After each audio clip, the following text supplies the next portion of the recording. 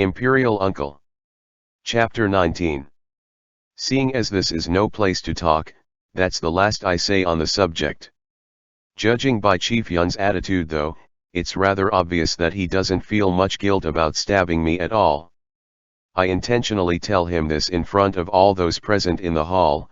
An accident has caused this prince a small injury, and due to an earlier visit by His Majesty, this prince have received some imperial orders, so he probably won't be able to make this round of drinks you offered to treat this prince to, Chief Yun. Oh, that really is too bad. Speaking of which, my father was planning to come by to call on your highness as well, but he worried that today may not be a good day to do so, and that's why he asked the servant to come visit first. Would it be alright with you for him to come tomorrow, or perhaps the day after? This prince is free pretty much any time, but there's really no need to alarm Grand Tutor Yun over something so trivial. Sounding humble beyond compare, Yun Yu exclaims, "How could your highness getting hurt ever be called trivial? Lord Wang and the others will likely come to ask after your health also, but unlikely do so together with my father. Your estate will certainly see no lack of visitors for the next few days. Please try to focus on recuperating, don't let yourself get too worn out as a result." I nod shallowly at this. A couple of Kijhi's comments regarding the Red Lantern district have been weighing on my mind since he said it. He may have meant them exactly as worded, but I can't not try to read more between the lines. Perhaps he already has some inkling of the plot I've been cooking up with Yun Tang and Wang Xian. Before I can manage to draw out all of the forces behind the Yun Wang clans, I don't want to complicate matters, so I thought I may as well change the location of the meeting that was to take place in Moonlight Pavilion to a meeting at my estate instead. But Yun Yu has just rejected this by clearly stating that his father Yun Tang will not come here with Wang Xian. Looks like both the Yun and Wang families are about as cautious as I am, but we're applying our caution to different areas. Yun Tang and Wang Xian are probably still guarded against me to some extent. They regard Moonlight Pavilion as the place of their choosing, and so in comparison to my estate, it makes them feel more at ease. In other words, the Yun and Wang sides have been taking me for an idiot, and everything must be done within their grasp. They can't even come to my house to have a rebel meeting. If I'm really going to be a turncoat, shouldn't I then doubt their sincerity? Eyes darting to one side, Yun Yu shakes his head. This is unfortunate. You see, at that party, this official was planning to, and leaving the rest unsaid, he pauses, and raising his sleeves to bow he tells me he's leaving. I laugh. To say goodbye after a half sentence like that, you must be trying to leave this prince hanging so he will keep thinking about it, Chief Yun. Could it be you've prepared some rare peerless beauty? Your Highness, Chu Sun is standing right there beside you. Yun Yu tells me in all seriousness. How could you say such a thing? Chu Sun ought to know that Yun Yu is teasing him. He just stands there at my side, smiling. I take Chu Sun's hand. Ami is not the jealous type. Yun Yu raises a brow. Wow, now this official is getting pins and needles in his teeth. This one can take a hint. Sticking around any longer would make this official truly obnoxious. This official should be going. Chief Yun, take care. And after hearing what you said, this prince do find it difficult to contain his interest in your drinking party. As long as this prince can still move, he'll be sure to keep the appointment. I don't need to quibble with the Yuns and Wangs about this sort of thing right now. However, Yun Yu's mind is ever meticulous and unpredictable. He may have said those things to test me. At any rate, let's just go with what's suggested by his words for the time being, and worry about the details later. Yun Yu leaves behind nothing but, as your highness wishes, in his wake before turning to go. I stare after his retreating figure, fading into the gloom beneath the gallery, and reach up to rub at my forehead. The wound in my arm is secondary. These bouts of socializing are really what's taxing on my energy reserves. I'm sharing a bed with Chu Sun tonight. Sitting at the edge of the bed, I find my mind filled with mixed emotions. I've slept in this bed many years, but this is the first time I've ever had company at my pillow. Unfortunately it's someone I paid for with money. I wonder if someone would ever wholeheartedly be willing to share a bed with me in this one lifetime, and we would fall asleep side by side. In a moment of distraction beneath the lamplight, I somehow take the back of Chu Sun dressed in his night clothes for Lu Tongyi. In a flash my mind goes wandering. It's not until the moment Chu Sun turns around to return to the side of the bed, lifting the covers, that I once again realize who he is. Sadly, each time I think of Lu Tongyi it's as if I'm back to the stirring restlessness of youth, awakening to the first thoughts of love. Everything that runs through my mind is unrealistic. Right now, Lu Tongyi is probably pondering how best to cleanly remove the traitor that I am, and all the forces behind me. If he would stay by my side for one whole day the way Chu Sun has, then I don't care if his intentions are sincere or not. Even if he wants to have my life right at the end of that day, I'd take it. Chu Sun whispers by my ear, "Your Highness, will you put out the candle?" I get up, fan out the candle, and get beneath the covers. I ask Chu Sun quietly, "Can you sleep here? Do you find it difficult to sleep in a bed that isn't yours?" He softly replies, "Your Highness, I can sleep anywhere. I don't find it difficult at all." Beneath the covers, I squeeze his hand. "Don't be so formal when we're in bed. Will you call me Chenjun?" Chu Sun falls silent for a time, and his reply when it comes is just two words, "I can't." I'm beset by a confluence of emotions. What he says is indeed the truth. I don't ask him to do anything more. "Let's go to sleep." Chu Sun hums in agreement. When he says he doesn't need his own bed, it's the truth as well. Before a half hour passes, his breathing evens out, seems he's fast asleep. He doesn't move much in his sleep, nor does he hog the bed. My side remains undisturbed the whole night through. Chu Sun began life as the son of a court official. His father was corrupt, a number of people died on his watch as a result of his corruption, wrongfully convicted. But at some point, such things always come to light, and he was swiftly beheaded without time for a repeal. Chu Sun was still quite young at the time, and instead of an exile, he was enslaved. His older sister Chu Luo was demoted to the entertainer caste. Chu Luo was beautiful and talented, and as her fame as a courtesan spread in the capital, she was transferred to the renowned establishment House of Dan. Chu Sun was a government-owned slave at a provincial examination hall then, and spent his days toiling away washing floors and scrubbing toilets, suffering a lot. He had even been beaten black and blue over such crimes as listening in on lectures and stealing books to read. And so Chu Luo spent some money, and begged her patrons and the brothel owner to help her bring Chu Sun into the House of Dusk as well, as a qin player. He's bright, and he could play a popular tune by ear after hearing it just once. He was able to write a few songs himself too, and gradually his fame began to grow. The many ladies of the evening in the capital saw being able to sing a song Chu Sun wrote for them as an honor, and on top of that, lots of people who were fond of novel things visited the House of Dan for the sole purpose of hearing one of his songs. The first time I saw him, it was Kilai and Kichhan along with the others who dragged me there. And they even made it all secretive, insisting on going dressed as commoners.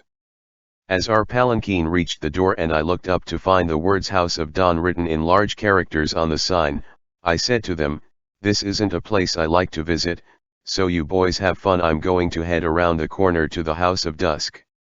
When you're all done here, just send someone next door to let me know." House of Dan and House of Dusk belong to the same establishment, only that one serves up female courtesans, and the other male courtesans. Kilai said, "Since we were the ones who invited you, how could we have forgotten what you dislike? We're only going to the House of Dan today so that you can listen to a qin player, Imperial Uncle. He's the little brother of the capital's #1 beauty, but in your eyes perhaps he should be the capital's #1 beauty instead." My interest was immediately piqued, and upon entering the House of Dan and meeting Chu Sun, I did find his delicate features pleasing, his age and appearance just so to my liking. Back then, he wasn't quite as agreeable as he is now, with a bit of fame to his name, he was somewhat arrogant and didn't deign to see ordinary guests. Though Kilai, Kijhan, and the lot of them had put on a commoner act by dressing themselves in plain cotton, those with discerning eyes could still tell they came from an uncommon background right away. They couldn't even fool the brothel workers. Thanks to such outstanding nephews, we were taken to the best private dining room they had, and those bringing us tea and such were bowing and bending especially low, especially eager to serve. Even my nephews could tell something was amiss, yet they had no self-awareness at all, and Kilai grumbled at me, "Maybe you come to such places too often, Imperial Uncle, you been to the House of Dusk, so they must have recognized you." They were so green the first couldn't be bothered to set them right. Chusun waited until after we finished our first cup of tea to come, holding his chin. He played a rather highbrow tune, filling the room with the sublime. Chuluo came to keep us company herself, pouring us tea. Chusun played rather well, but there were top-notch chin players for that kind of formal music, and it would never be something one comes to an establishment such as this to hear. I found it all quite bland and tedious suddenly, and it was putting me to sleep, so I spent the rest of the song staring at his face to keep a bare hold on consciousness. My nephews had Chuluo to keep them awake, after all. Chusun finished playing one song, and as I could tell by the loftiness written all over his face that he was about to start another, I raised a hand, signaling him to halt, and asked if he could play something a bit more lively for us. Chusun's gaze filled up with disdain immediately, thinking that I lacked the refinement to appreciate formal music, no doubt. Chuluo at once attempted to defuse the situation by making Chusun play a popular tune, and she sang and danced along for a verse. The room was at last full of life once more. I asked Chusun, "This song is pretty good. Did you write it?" "Yes. It's just some common music," he replied, seemingly quite unsatisfied with these songs he wrote, as he believed common folk songs could not truly display his talent and culture. I could not find it in my heart to watch such a fine young man walk farther and farther down this misanthropic path of no return, and so I told him, whether music is popular or formal is merely a point of view. As long as it makes a lot of people want to listen, then it's good music. What they call popular music is actually more authentic, more natural. Why deliberately pursue so-called culture? For example, a lot of the poems in Book of Songs were considered most common in their day, yet generations later, they're now seen as most cultured. I told him that these folk songs were far more suited to him. He played so much better when he played them than when he played those formal songs. Chusun lowered his head, and thanked me for my guidance, but both the look in his eyes and the expression on his face stood in polar opposite of the words that came out of his mouth. It seemed like he took total exception to my words. Chuluo continued to eagerly serve my nephews. Kilai had warned her beforehand, so she did not come to bother me. Both Chuluo and Chusun probably guessed the reason for my aversion, and perhaps I had been less than subtle in my appreciation of Chusun's appearance. Under my scrutiny Chusun's face grew more and more wooden and unnatural, and Chuluo often stole glances at me and her little brother, and she also seemed rather anxious. While Chuluo and Chusun performed a duet in chin and flute, Kijhan quietly asked me, "Uncle, what do you think about this chin player?" I replied, "Not bad. But he's a bit haughty." Kijhan laughed. "A lot of people feel the same, but the haughtiness is what makes him interesting." This Chusun's fame was probably half built on his chin playing and the other on his looks.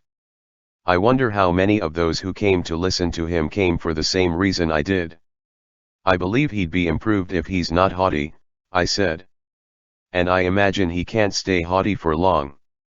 We spoke quietly throughout our talk, but Chuluo and Chusun probably still overheard a word here and there. Once this song was over, Chusun asked to be excused, stony-faced and holding his chin. Chuluo asked for her brother to be given leave as well. "Wine cup in hand," Kilai said, "whether you're allowed to go is up to Uncle. The rest of us don't really get a say." He laughed, turning to me. "Uncle, will you let him go?" Chu Sun's expression grew ever more wooden. Chu Luo had already started trembling. Surely I don't have the face of a villain who'd bully a commoner into prostitution? When I nodded my assent and waved to dismiss Chu Sun, his expression was still wooden, and Chu Luo was still a bit shaky. Not long after this, I'd forgotten the whole thing. It was not until months later when Qilai asked me, "Do you still remember that Qin player Chu Sun at the House of Dawn?" that I recalled this person's existence. Qilai said to me, "Uncle, you really are a good judge of people. That young Qin player can't stay haughty anymore. He's already joined the House of Dusk, and he'll be taking his first client tonight." When Chu Sun was a Qin player, he attracted quite a few characters who shared the same inclinations as I, and over time a couple of them couldn't stand holding themselves back anymore. And as Chu Luo grew older, in her 20s already and no longer a slender beauty not yet of age, it got harder for her to maintain her position as top courtesan. The number of her patrons dwindled day by day. It was hard enough for her to protect herself, let alone protect him. Once she contracted a serious illness, Chu Sun simply joined the House of Dusk. Such circumstances were tragic indeed.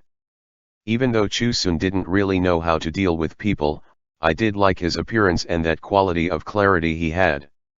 Since I had been told that he joined the House of Dusk, and was taking clients starting that very night, Qilai asked me if I was interested, and so I went. As usual, the first night of a courtesan was sold by auction. I sat in a small room on the second floor, and saw a hubbub of activity on the floor below. Chu Sun was close to 20, already too old to bond to a place like this, but judging by the commotion, he was sure to take the top spot here for the next couple of years at least. I had come to watch the proceedings, and hadn't decided to make a bid yet, when there was a knock at a small door used by the servants for bringing tea. Someone walked around the screen obscuring the door, and to my surprise, it was Chu Sun. He threw himself to the floor. "Your Highness, I implore you, please have mercy and bid on me. I will do my utmost to serve you." It had been many months since I last saw him. He had improved greatly, even managing to find the right way, coming here to beg me. Chu Sun must have learned his share of lessons of late. He had probably attracted some troublesome character that left him no other option but to join the House of Dusk, and no other option than to beg me to keep that someone away. "Why did you come to ask this of this prince? And who do you want to keep away by using this prince?" Chu Sun hung his head and spat out a name, "Lord He." It's no wonder then that he came to see me. The Lord he spoke of was likely He Yu was the Empress Dowager's older cousin, well into his 60s, a self-proclaimed householder of the begonia, a begonia tree who considered himself quite amorous and was indeed quite amorous. My feelings were somewhat complicated. Chu Sun had come to see me. This meant that I was at the very least a bit better than He Yu. But my only being a bit better than He Yu was nothing to be self-congratulatory about, either. Still, in the end I agreed out of a moment of tenderness for him. Beside me, Qilai sighed, "Imperial Uncle, you're so kind to the beauties."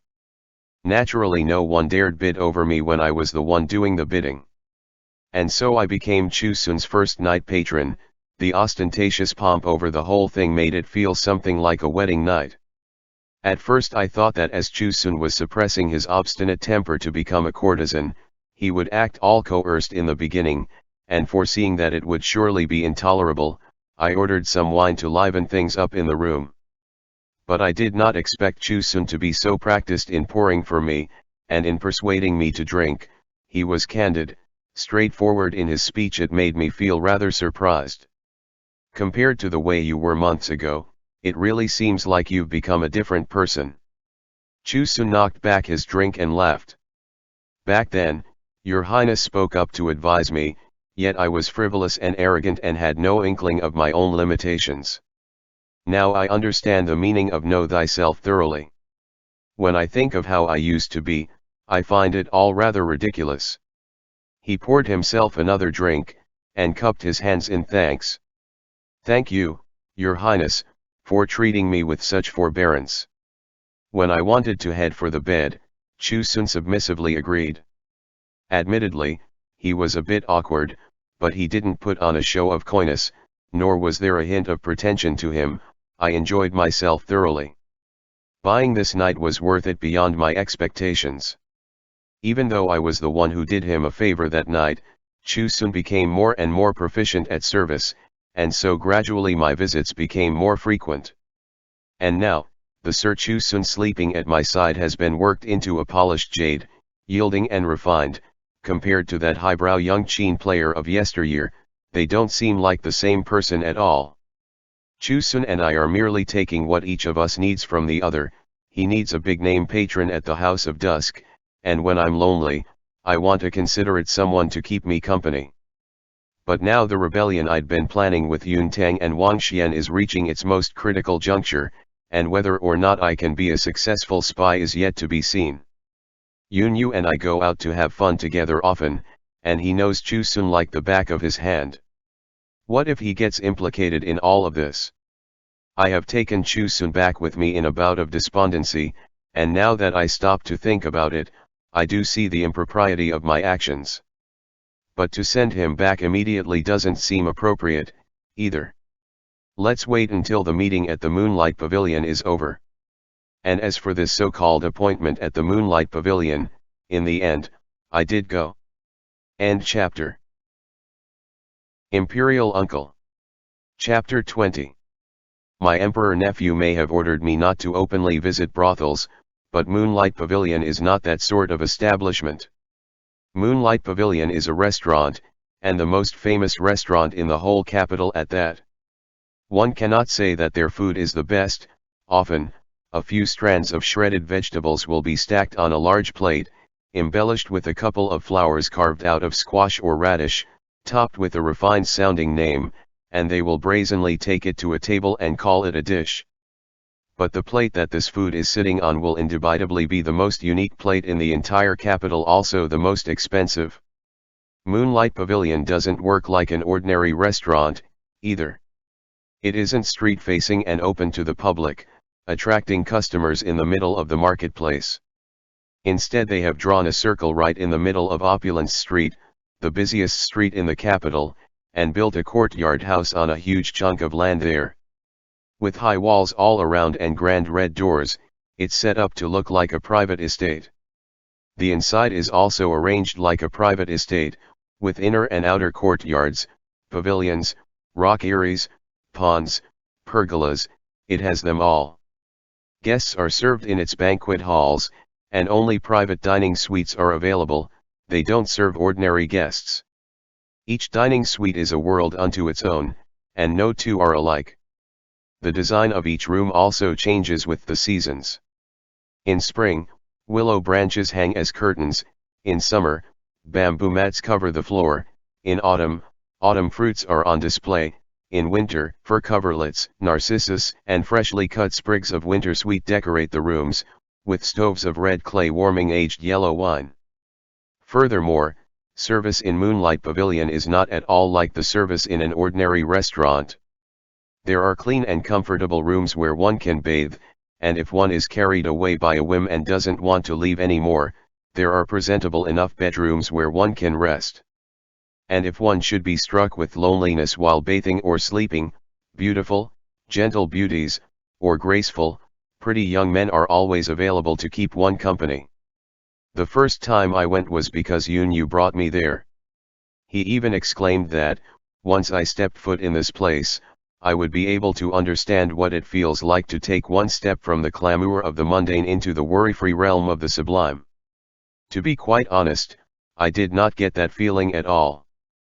Put plainly, Moonlight Pavilion is just a business that calls itself a restaurant and wears the robes of a brothel, flaunting refinement. It is implicit, euphemistic, and not at all suited to someone as straightforward as me. If I want to go drinking, I simply go drinking, and if I want to go whoring, I simply go whoring. Still, I nodded anyway, and praised it for being unique. It did make me come to the sudden realization that Yun Yu was actually awfully poetic. But I enjoyed myself on that particular occasion nevertheless. The deepest impression I had of that evening was that the aged yellow wine Yun Yu warmed was pretty good. It has been on my mind ever since. Too bad it's nearly summer now, and not a good time for heated wine. My arm hasn't fully healed either, so I must abstain. Therefore, I'm having nothing more than some lightly flavored dishes and a token cup of wine to wet my lips at the banquet. The three great cancers Yun Tang, Wang Qin, and I are all present at this gathering. Yun Tang and Wang Qin even brought their little cancers with them, who set each other off like complementary colors, glittering radiantly. Watching them fills me with mixed emotions. The purpose of today's meeting is to decide when to act and seize the throne, whether to jail or kill Kijhe. Yun Tang asks me, "Your Highness, when is a good time for you?" I reply, "Any time." Yun Tang and Wang Qin each have areas where they must exert more effort still. After some consideration and compromise, we finalize the date to the 15th of the 5th month. All told, I've already been part of this treason plot for years. In just over a month this whole business will finally be settled. In the middle of the banquet, I leave to use the bathroom, and once outside, I find myself pensive again. In all my years of participating in this scheme, I've had a part in all kinds of planning. If His Majesty or the Empress Dowager become aware of this now, and capture the lot of us at the same time, then even if I have a million mouths I won't be able to talk my way out. I stop by a large stone in a clearing, and hear Yun Yu's voice say from behind me, "Your Highness, why are you standing here instead of coming back to the banquet?" I thought the view here quite enjoyable, couldn't help myself from stopping for another look. Yun Yu gives me a smile, and stops next to me without saying anything. In the warm colors of late spring, he resembles a most magnificent painting. I've always felt some degree of sympathy towards Yun Yu, and intermingling with guilt, it has turned into something complicated that I can hardly explain. Yun Yu and Wang Xian are around the same age as my nephews, and before this, they were closer. They only got to know me well after I joined the conspiracy. Because of how sociable Yun Yu is, his father Yun Tang may have given him hints, and he's become closer to me over the past few years. Leaving the rebellion and his family background aside, Yun Yu is indeed a good candidate for a friendship.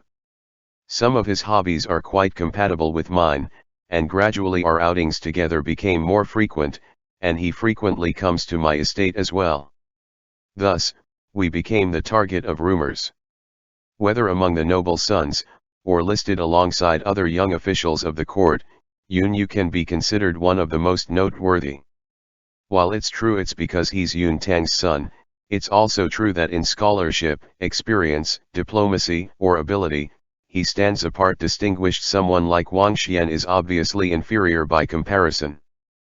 But maybe because he's still too young, and has accomplished so much so soon that his abilities are on full display, some say that he is shrewd and masterful. The fact is, he is far too easygoing, his conduct and behavior fall far short of Lu Tongyi's, and that's why while Lu Tongyi isn't much older than he is, Lu Tongyi is far more powerful than he is in the imperial court. Without the rebellion, Yun Yu is a great talent that would surely be a pillar that holds up the court someday. But in just over a month's time, when the rebellion begins, Yun Yu will most likely die. I'm often given to wistful melancholy, lamenting at how Lu Tongyi may just be thinking about how best to be rid of me.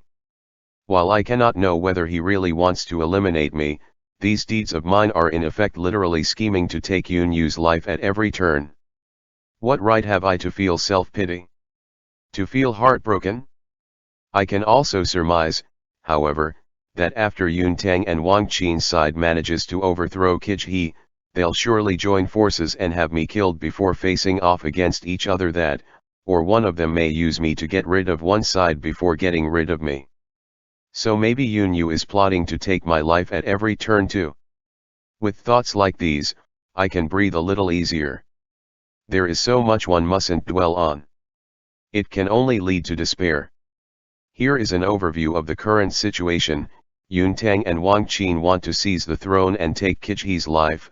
I want to prove my loyalty, safeguard the Jing clan empire and Kijhe's throne, and so I've become a spy in the insurgents' ranks, scheming to take their lives.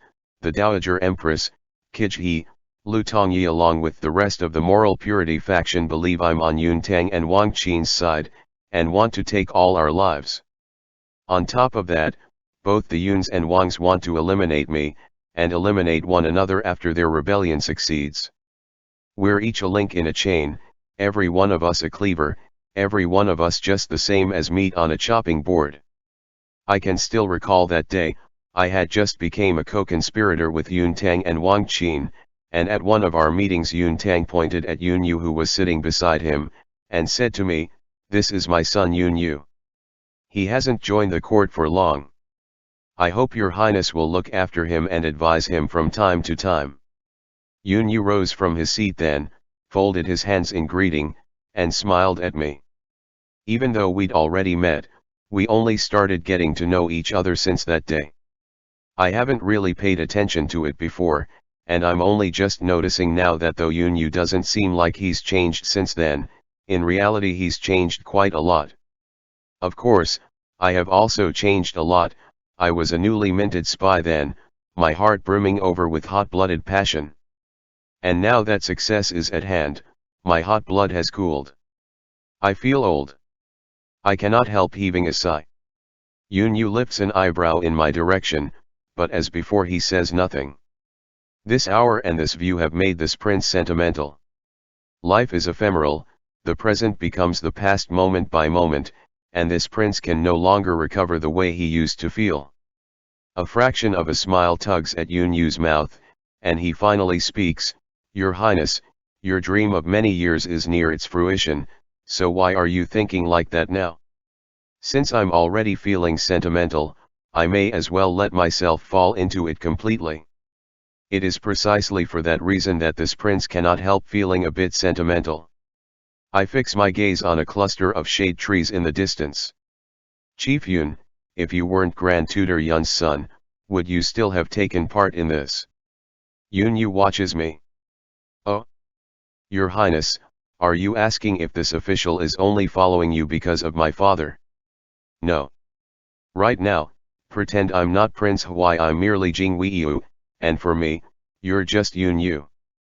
If that's so, then I can only answer with 3 words, I don't know." He shifts his attention to a distant place as well. I usually don't think about these things. I can hardly manage to get through thinking about all that's happening now, so why bother with theoretical scenarios? However, he turns back again, to watch me with a furrow between his brows. "Or is your highness thinking of Lu Tongyi even now, and that's why you're feeling this way?" That makes me pause, but I recover immediately. Where did that come from? It is absolutely not because of that.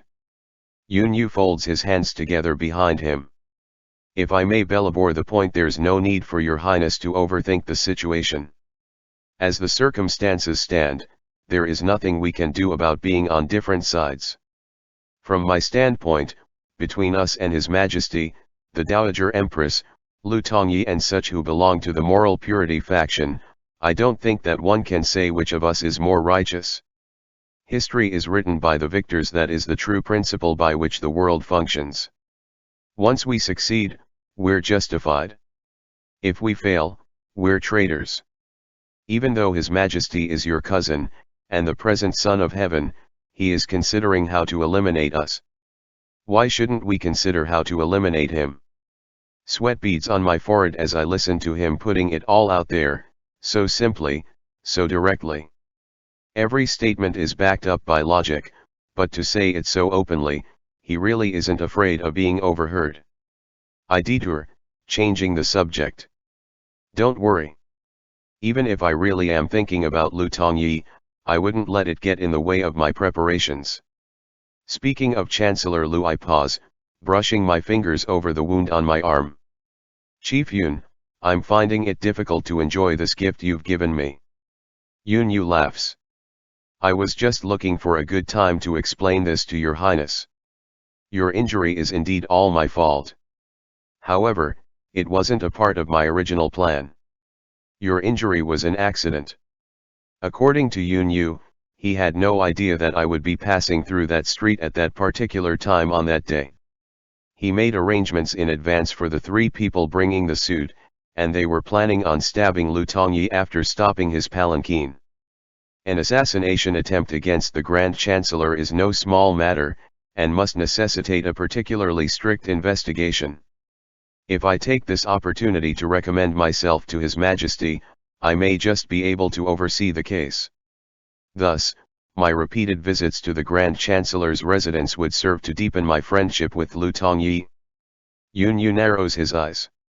On the day that we put this plan into action, I was sitting in the upper floor of a tea house, and happened to see your Highness's palanquin enter the House of Dusk. After assessing the time, I thought you may be able to run into what I had planned. And so I gave them instructions to play it by ear. If they could stab Chancellor Lu, then stab Chancellor Lu, and if they could stab you, then they should stab you. I never imagined that the result would turn out to have your Highness bravely rescuing Chancellor Lu.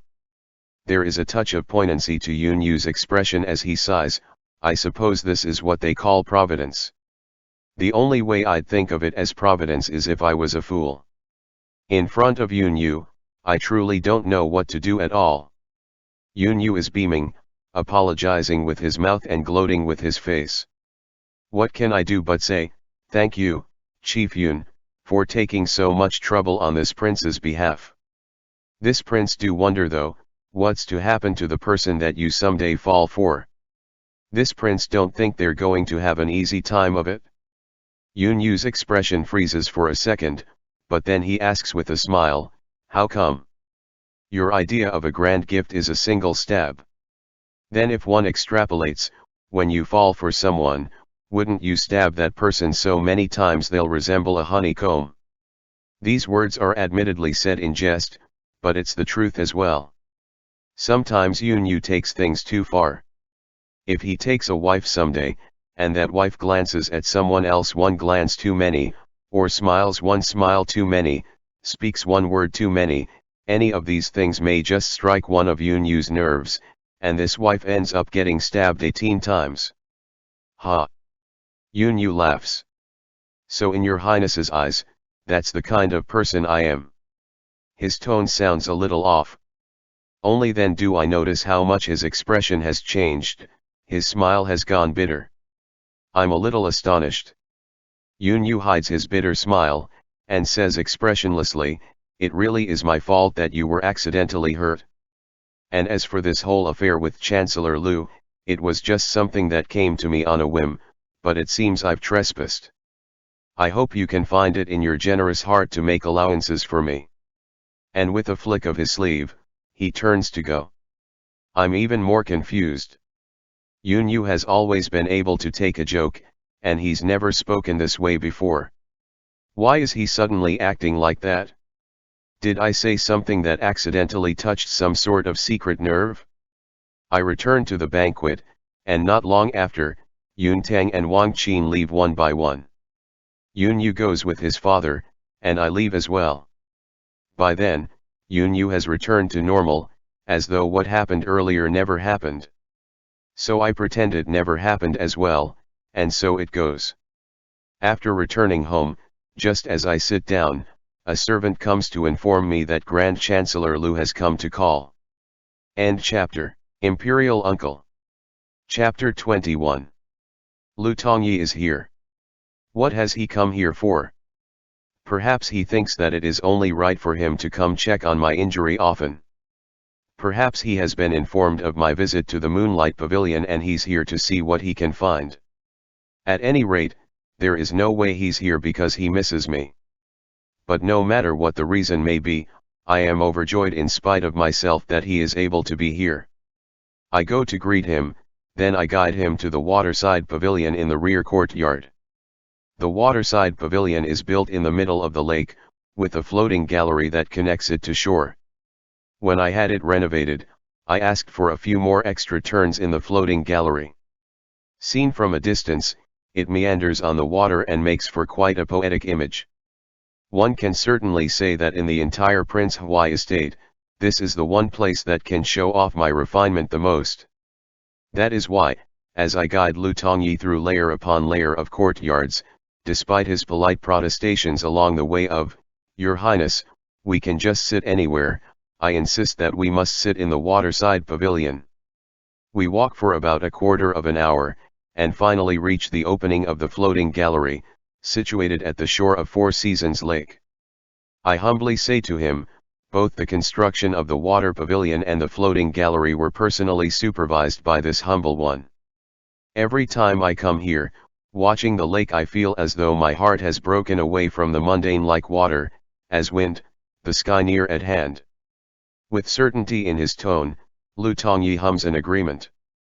"Your Highness, when I listen to your words, I feel half drifting and half floating too, leaving the mundane behind."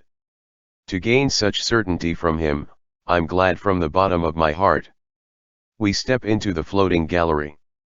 Midway, we reach a small pavilion, where I stop, putting my hand on Lu Tongyi's shoulder. He stops as well, showing some surprise. I give him a small smile, then I turn a stone crane by the pillar a half rotation. With the grinding sound of turning gears, a section of the floating gallery that used to be connected to the shore retracts, and it's joined to the bank no longer. As I thought, Lu Tongyi seems even more amazed, looking inquisitive. Once more, I humbly add, this floating gallery that can be retracted was also this prince's idea. This prince specially hired an artisan to make it. I look off into the distance, at the glassy mirror-like surface of the lake. Since I often find myself too deeply entrenched in this earthly mortal existence, folding the gallery away allows my heart to escape all the commotion of mundane life. Lu Tongyi glances over to me, the corner of his mouth twitches slightly. "You really are an enlightened, refined person, Your Highness." Gazing back, I tell him earnestly, "No. This one is a common and shallow man." I reflect on my shortcomings often. The corner of Lu Tongyi's mouth twitches again, and he also gazes back at me rather earnestly. "Your Highness, this servant think your level of refinement is already quite sufficient." I try to settle the ripples of thought in the pond of my mind. "Chancellor Lu, do you really mean that?" Lu Tongyi smiles, nodding, "This servant really mean that?" Before this situation, before this imagery, I cannot hold back the feelings welling up in me, cresting like a great wave. In spite of myself, I ask, it seems at moments like these my thoughts can resonate with yours.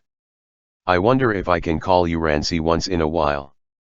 In my heart, I've read the name Rancy aloud as many times as there are stars in the sky. Yet I can only give it voice in such times as I'm giving vent to my feelings. Lu Tongyi looks surprised, but then smiles again. "Words will not suffice to express this honor, if your Highness is willing to address this servant in such a way." His hair is only half up today, his figure, clad in a jade-colored summer garment, seems to be melding half into the sky, dissolving into the blue-green surface of the lake.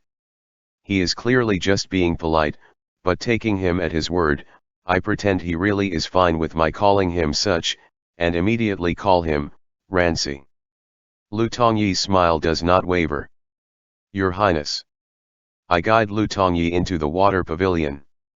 It's no bigger than 6 rooms put together, but aside from the 2 corners at the back containing the baths and the toilets, the rest is open concept, spacious and bright, with only some screens, bead curtains, or carved shelves acting as partition. I show Lu Tongyi around a little, then we sit down by either side of a small table behind a crystal curtain. I pick up the tea set on the table and begin brewing tea. Lu Tongyi starts helping me. This servant, I was wondering earlier how the tea things will be delivered with the floating gallery retracted. It seems like this is how. I spend a lot of time here, so it's furnished with everything one may need. Truth is, outside of coming here to cool off in the summer, I don't usually come here at all. Princess Hawaii was quite fond of the place and came often as a retreat. This way she didn't have to look at me, and I wouldn't know what sort of sighing, cheen playing, poetry reading, and crying she was up to either. We each had tranquility. I've since suspected that she may have met with that guard here. It may even be possible that the baby was conceived on this bed. And that's why all the decorations in the water pavilion were replaced in the past 2 days, emitting the scent of brand new things. Let's hope Lu Tongyi doesn't notice. Tea leaves, tea set, fresh water, fruit, refreshments and the like were also arranged for in a hurry with a few instructions to stewards. So when I went to greet Lu Tongyi earlier, Lu Tongyi is adding tea leaves to the pot. Though it is a peaceful and secluded spot, it is built on water so it's cool and damp. Your Highness, your injuries are not fully healed yet, it's best to spend more time recuperating in a quiet meditation room. I sigh ruefully. So true, as I'm injured, I suppose for a while I'll just have to be even more common than I usually am. His hand, wrapped around a silver spoon for scooping the tea leaves, pauses a moment, but he says nothing. Steam climbs and curls, filling the room with the scent of tea. Rancy, thank you for all the trouble you've gone to in coming to visit me so often of late. It's this servant's fault that your Highness is injured. I don't deserve such thanks, your Highness. I pour us tea. Rancy, what an opportune coincidence it is for you to come at this hour, as I've just returned from the Moonlight Pavilion. Any later, and we may have missed each other. It wasn't coincidence. I knew that your Highness went to the Moonlight Pavilion today. Tea in hand, he turns his head to look at me. I thought your Highness would be back by around this time, and so I came. It's not really a coincidence. My hand stops in the air, and I set the covered teacup down on the table. Rancy, you're being quite candid. It is outside my expectations. You have always spoken to me formally and never referred to yourself with anything other than your servant, leading me to believe that it was nigh impossible to get to hear what you really think. What did Rancy mean by bringing up Moonlight Pavilion with me? Once those words had left his mouth, my heart was inundated with feelings all of which are upsetting. Since your Highness has been so forthright, if this servant remains secretive, wouldn't this servant then appear affected? He smiles, setting down his cup as well. Your Highness, every word of yours has been harboring poetry, every sentence seemed to hang suspended in the air, infinitely refined. This servant is the one who is truly uncouth, and facing such a refined prince, why, this servant have no idea what to do, so this is all this servant can do. I freeze in a cloud of refined steam, suddenly feeling somewhat stupid. Rancy. I think that, you. Lu Tongyi leans back in his chair, a small furrow between his brows. Actually, I have been puzzled by your Highness's attitude all this time.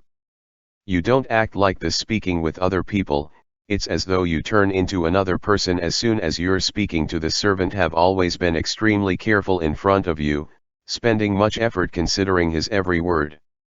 I'm petrified again and again, finally putting my forehead in my hands, I let out a long sigh. I can't deceive you, after all. The difference between putting on appearances and real sophistication is still obvious. It is as though a hammer has suddenly pulverized my enigmatic dream. I cannot help laughing.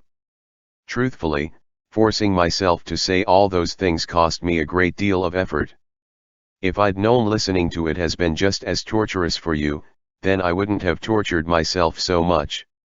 The mist has evaporated, the cloud has parted. In the end it turns out that the one hanging in midair was never Lu Tongyi, it was myself. Thank you for your candor today, Chancellor Lu. Otherwise, there's no telling how long I'd have dragged on this act. To tell you the truth, I don't often come to this water pavilion. In order to entertain you today, I've given it some semblance of a facade. While it's true that I was the one who supervised its construction, it was to have it rebuilt, it wasn't a new construction. Lu Tongyi lifts an eyebrow. This place was originally built by my father, it was called the Room of Diligence. When I was little, he locked me in here every day to make me study. The mechanism to retract the floating gallery used to be on the shore, and not on this side. Once he retracted the gallery, I had no choice but to stay obediently. It was a downright water prison. Even after it was rebuilt, the place still makes me nervous. Lu Tongyi laughs. So that's it? No wonder all the books I spotted on the shelves earlier have names like Heavenly Treasure of the Gods and Paladins in Troubled Times. I smile wryly. Oh, so that's what gave me away. How embarrassing. I turn to look at him. Rancy, since we're going to discard formalities and pretenses, I want to ask you something. What kind of person do you think I am? Everyone in the government says that I'm the biggest cancer of this dynasty, that I'm a prince who manipulates power, that I'm cunning, that in my heart grows the seed of calamity, but what do you think? I stare, as though I cannot take my eyes off of him. Lu Tongyi's expression remains serene.